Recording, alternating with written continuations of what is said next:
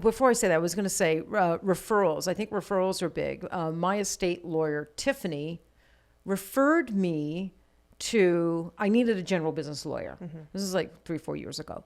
And she referred me to a lawyer, a gentleman, and it was fine that he was a boy. We boys are fine. Boys are okay. We have no problems with boys. Unless they're jerks. Yeah, unless they're jerks.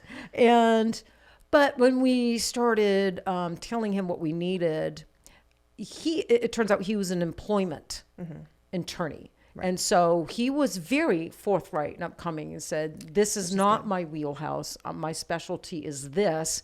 And he referred me to you. He said, you'd be perfect for Gina Bon Jovi. And he spoke very highly of you. And then that's how we met you. Mm-hmm. Yeah.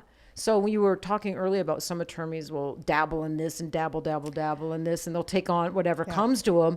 And this was an attorney, obviously, that had really good, strong ethics and referred me to the right place. Which is one of those red flags that as your audience is going out and looking for advisors of any capacity, I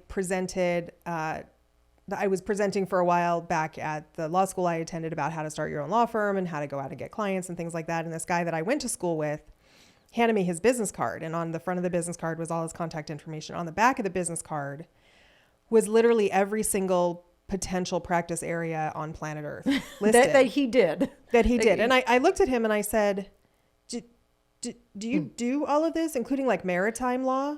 Yeah. Do you know where we live? Like we're in Las Vegas. There's no, mineral rights, the whole thing. And he was like, oh yeah, and I went, okay, thank you for good luck to you and your malpractice actions that are going to be. Yeah. So what I would want to tell my listeners, which are mostly PMU artists, right, is it would be the same as if you are a permanent makeup artist that does nothing but powder brow, the powder brow technique, but you have a client that walks in one day and she wants hair strokes. And you say yes. That's not your forte, right? You do powder brows. Mm-hmm.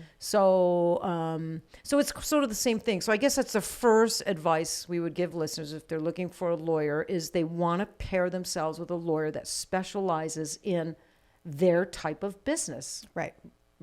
Mm-hmm. And if you see a lawyer that says, I do this, if I do boobs, lips, butts, ankles, the whole body, hair transplant. I'll do your shoulder replacement too. Hair transplant and all that. And by the way, I also, can test your eyesight.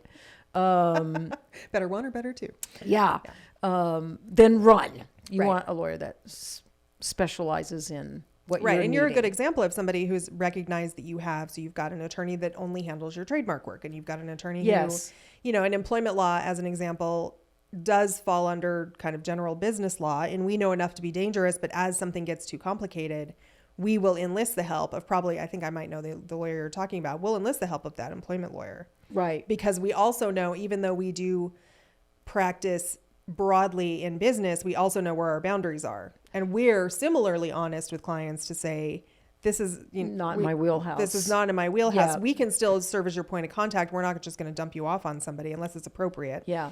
But we'll still stay involved and make sure that we can quarterback this so you get the right advice you need from an attorney that we have vetted, instead of just sending you out in the world and saying, good luck. Yeah, because I think that's important. Mm-hmm. I think it's really, really important. Kat, we have an estate lawyer that handles, all that, your living will and trust and, all that stuff. And when you start, when you have a business and you start, your business starts growing, your company starts growing, then liabilities start growing. Yeah. And so some people, Kat and I got to the place where it was advised we took the business out of our name. We took, lots of things out of our name and we put them into trusts and things like that. So that's where Tiffany came in. And then, as you mentioned, I do have a trademark attorney.